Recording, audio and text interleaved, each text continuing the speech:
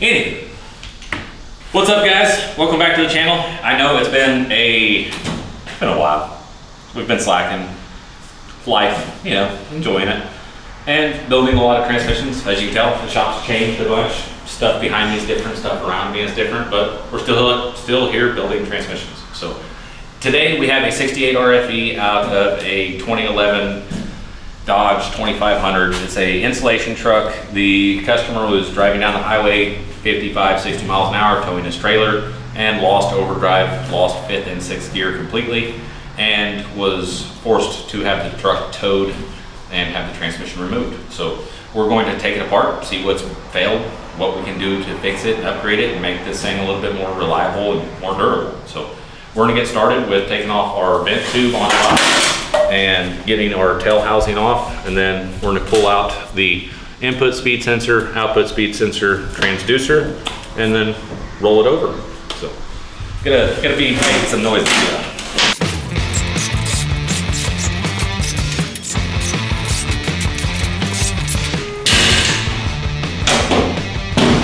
Oh no, I'm missing my case splitter. We'll be right back. Okay, I found it. It was lost. Gotta remember to take out the last bolt because you can't get out with the impact with the wrench the rest of the way. Otherwise, well, it doesn't come off. We're going to be using a snap-on case splitter. It is made for, well, this job. So we're gonna stick this guy in a nice seam. Whack it a time or two. Hopefully we've got all the bolts out.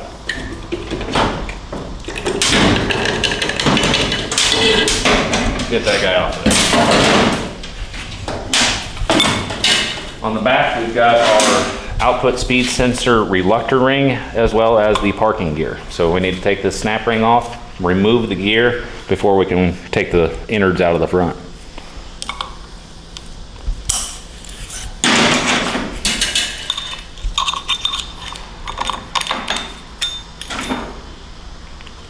Handy dandy magnet.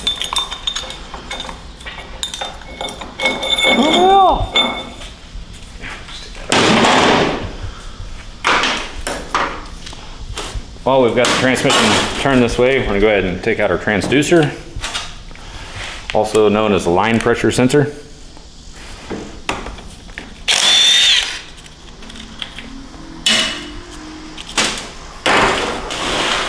Turn it around, take our speed sensors out.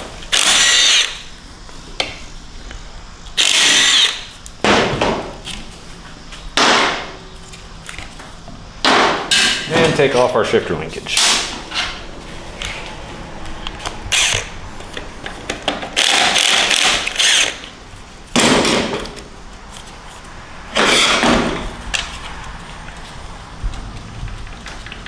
Are you expecting to find anything like specifically wrong with this? Yeah, I expect to find the overdrive clutches completely burned. The underdrive clutches may be affected as well. Sometimes the channel plate can experience warpage and cause overdrive clutch failure. Also, this unit has 230,000 miles on it and is supposed to be factory. And if it is, it may be wore out.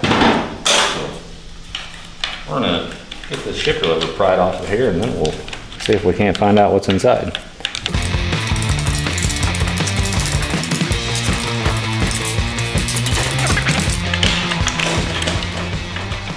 Woohoo! Yay! All right, 6 months later, we can roll this transmission over. Oop! Almost forgot to take off the vent hose. That thing likes to fly off in the parts washer, and it's really important to have on the transmission. So, we'll put it over there.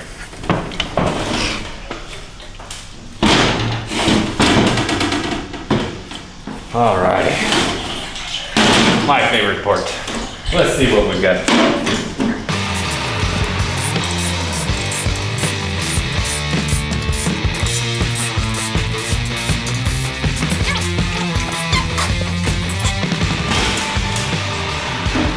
Moment of truth.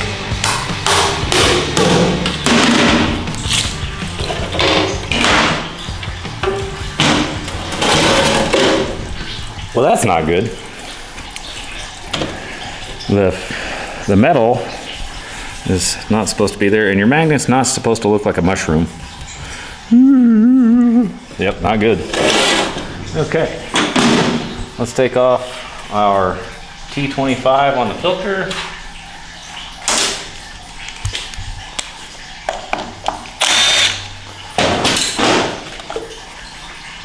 Throw it to the side. See if the spin-on filter will come off. Yeah. Nope, gonna have to grab a bigger tool for that one. I did notice we have a valve body bolt that's loose for some reason. So that's not good.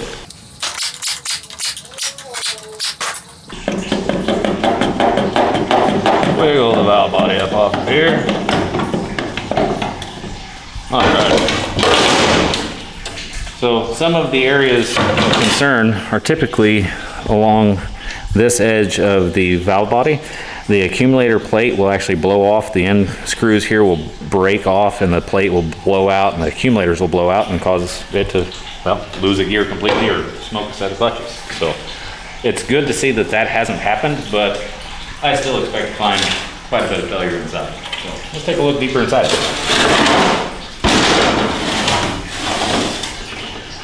All right, we're gonna have to take that cooler line filter off.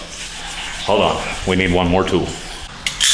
All right, we got our fancy, I like to call these Nipex, some people call them Nipex, whatever, doesn't matter. You're saying it wrong, but it's Nipex. Adjustable hammer. Yeah, adjustable hammer, regardless. It's good to see that this has the dealer part number on the filter, and you can see the little dealer insignia in the side of it. Anytime you're servicing a 68 RFE, it's always a good idea to use OE filters. They have the best technology in the filter that you can get.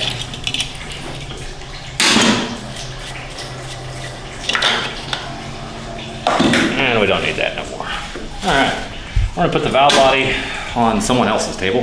We'll put it over here. I'm going to take out the cookie sheet. I like to call the front pump cover the cookie sheet. This is a stamped metal cover that has the input seal and just a large O-ring around the outside of it, and it protects the front pump. So, long screwdriver down along the edge of the pump. Coming in, I like to come in right next to the filter lip right there, go right past the bolt.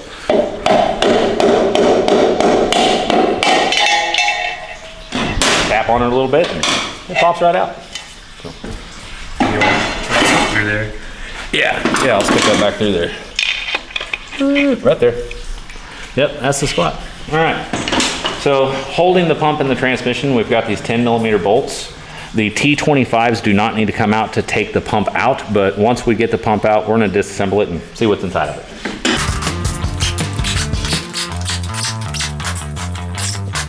We're going to take all of the T25s out of the front cover. Then we're going to flip it over and take all of the T30s out of the stator tube and separate the pump from the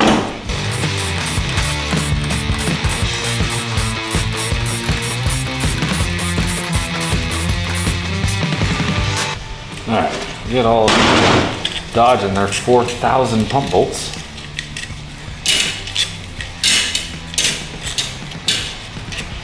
They really wanted to make sure it wasn't going to come apart.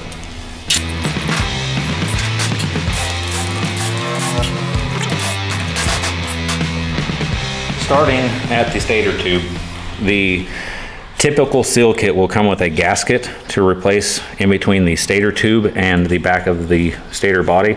I do not typically like to use the gasket. I like to check for flatness on the stator and check for flatness on the pump, but the factory did not use a gasket in that area, and unless we've got a problem there, I typically do not install the gasket. I've had better success that way, but to each their own. So we're gonna split the two pump halves apart. I like to just get a screwdriver in between them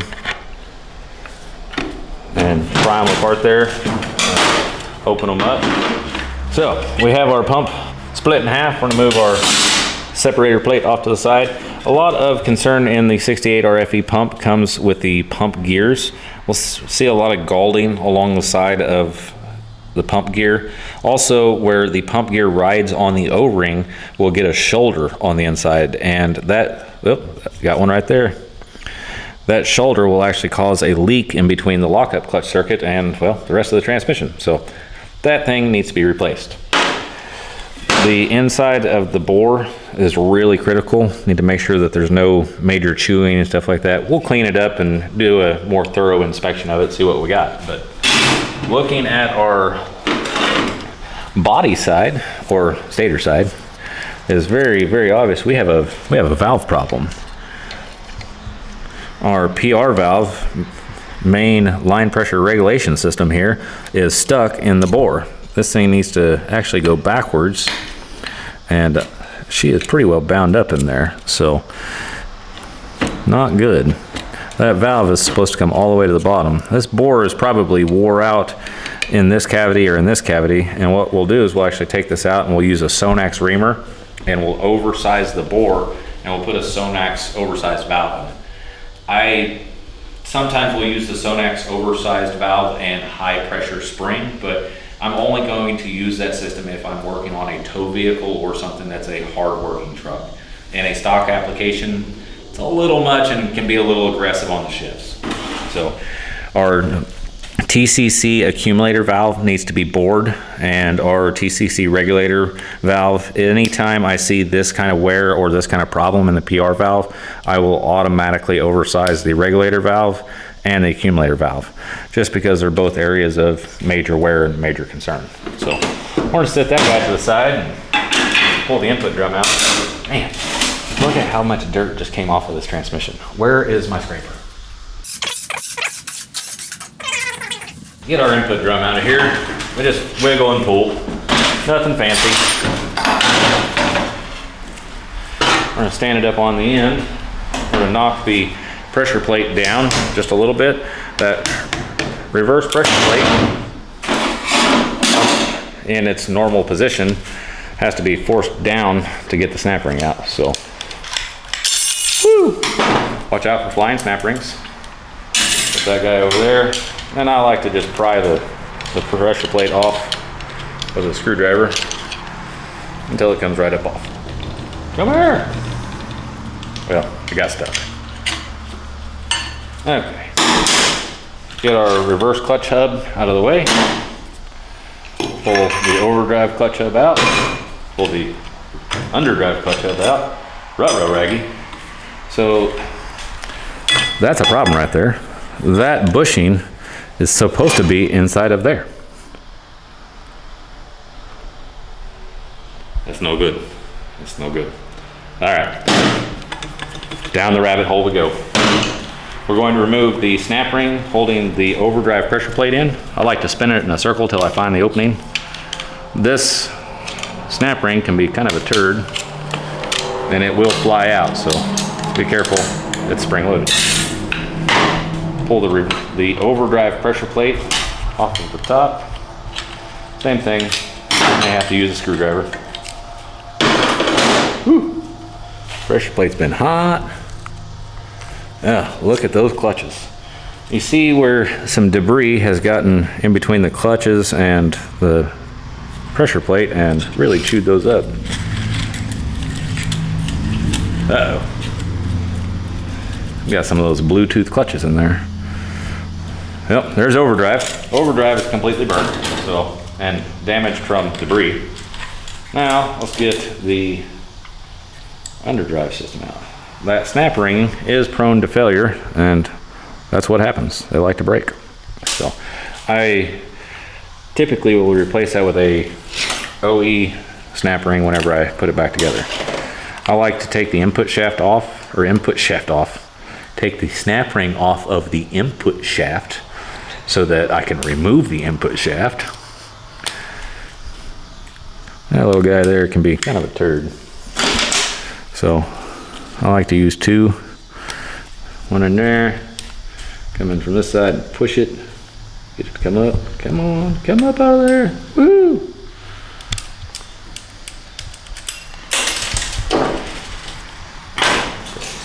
Put that in the parts tray. The input shaft just wiggles out. There is a orifice in the bottom of the shaft. that needs to be cleaned and inspected during build, and that bushing is definitely wallered out. The bushing, those two ride together. You can see how we can wobble the two.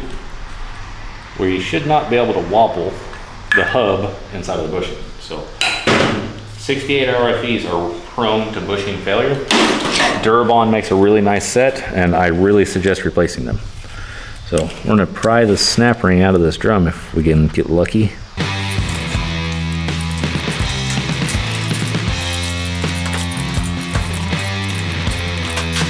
All right, that is a tapered snap ring and is known for breaking, so always replace it. This is the underdrive, overdrive separating plate, pressure plate, however you want to slice it. We're gonna pry this thin flat snap ring out of the bottom of the drum.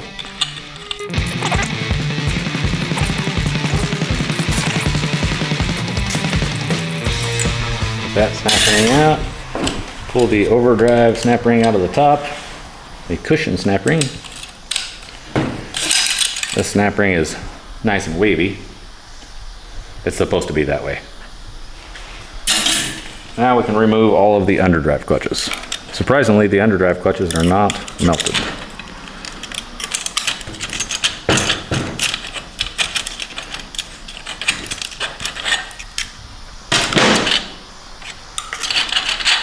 Now we're going to grab the snap press, press the piston down, and get the piston out of there. Okay, we have our snap press, and we have our overdrive, well, input drum. Who knew? Get this guy adjusted here.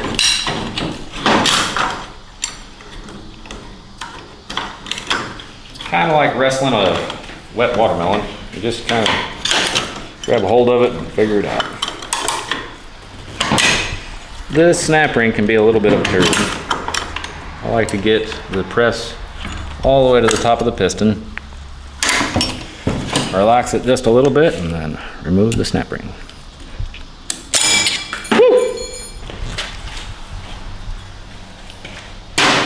Luckily, I had my safety squints on and the snap ring is okay.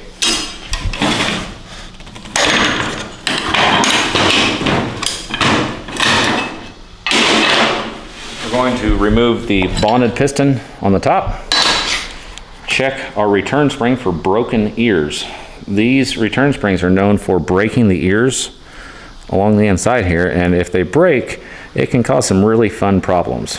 So anytime we build one, I like to inspect the return spring. I'm going to pull our bonded piston out, set it to the side, and then we've got another snap ring holding the assembly together. This one likes to throw oil everywhere and can be kind of a turd.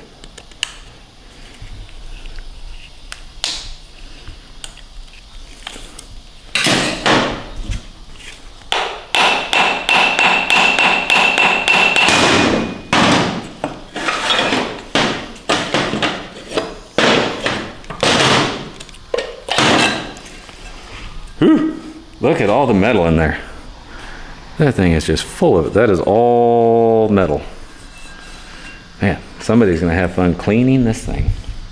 Not me. Okay, deeper inside of our transmission. What else can we find in here? All right, so down inside of here, what I'm doing is I'm trying to stick a screwdriver in between the side of the snap ring with some light help. Just a little light. There you go. I'm trying to stick that screwdriver down inside between the case and the center support and lean that snap ring in. Just in case you are wondering what's going on down there. So you get the snap ring in far enough and you can get that thing to lean out past the edge, lift up with your fingers a little bit, and get that giant snap ring that the Dodge likes to use out of the transmission.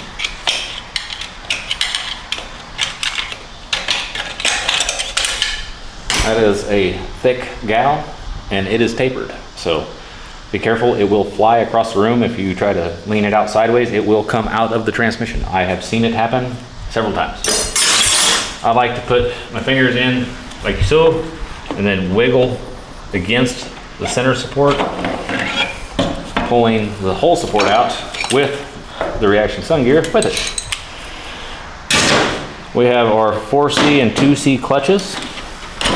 We're going to start by removing the clutches inside of the clutch housing or support, whatever you want to call it, and see what they look like in here.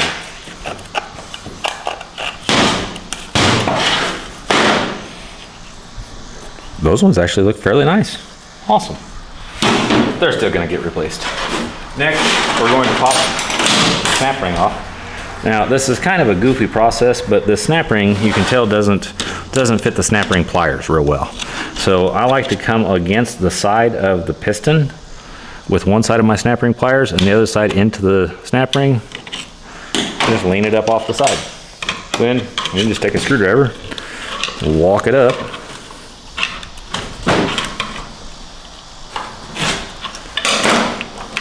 push on it, and it just kind of wiggles off of there. Ta-da! Get our return spring out, pull the piston out, and that guy will get replaced as well. Need to get the other return spring out. Use the handy dandy snap press.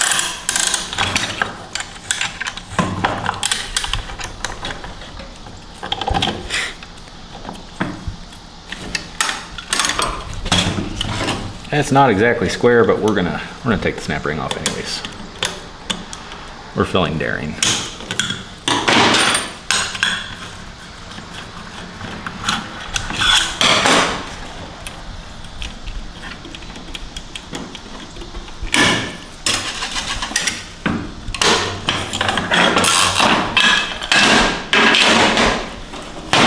Return spring and a piston. Pistons, every time I build a 68, get replaced, so I'm just gonna put those in the trash pile. Put that in the wash pile. Now we have another large case snap ring. Typically you don't need a big screwdriver to get it out. Lean it to the side and it'll pop out. It is flat. I like to grab the planetary and just pull everything out as I can. Get our clutches and pressure plate out. Grab the main planetary set, slide it out.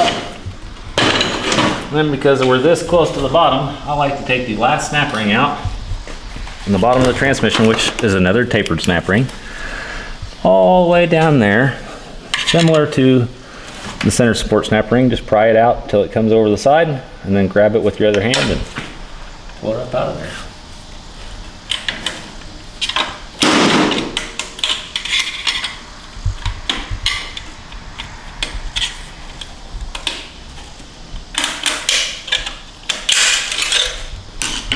This snap ring is tapered, and it's very similar to the snap ring that holds the clutches and steels in the low reverse clutch housing. I'm gonna pull it out. One thing I always try to teach new builders that are working for me, this snap ring is so similar to the snap rings inside of the low reverse clutch housing, as well as the overdrive clutch housing.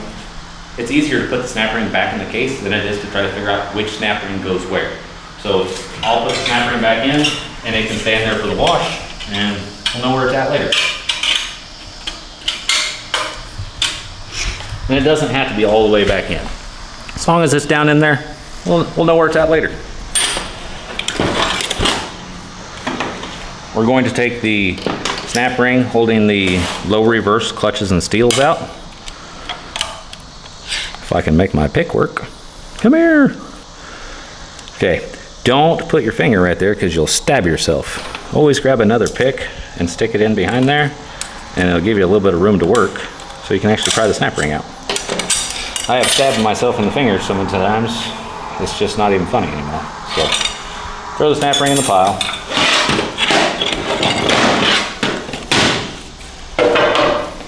So we have single-sided low reverse clutches. Ooh, these things have been wore out quite a bit. See the gray material in them, they've got quite a bit of iron in them, and the black is from heat. So those bad boys have been working. But 200,000 mile truck, I kind of expect them to be.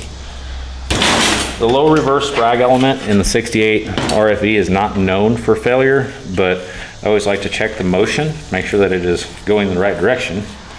If you would like to mark it, like up on the top here, you draw an arrow of what direction the Sprag is supposed to rotate. Hold the inner race, rotate the outer race. You can put your little arrow with the scribe on the top of what direction it's going. That way, when you're reassembling it, you know that the race is supposed to turn this direction. So we'll pop the snap ring out and the wear plate. The Sprag is a wear item. It can eat into the Sprag race. This one doesn't look like it has. It can also eat the thrust washers on the top and bottom of the Sprag. These ones appear to be in pretty good shape, and the element itself will break. So always an area that needs to be inspected during a build on a 68, and typically I like to replace them. So they're not crazy expensive, and man, it's plastic. Why not replace it? So we're going to take our low reverse piston out next. I like to use a drum buddy on my 68s. This is a homemade handle because mine has disappeared in the beyond. So we're going to put the drum buddy down, thread the handle all the way down, press the low reverse return spring down, and remove the retainers. These little half horseshoe hat retainers are very nifty. I kind of prefer them over the snap rings, but they don't get used very often.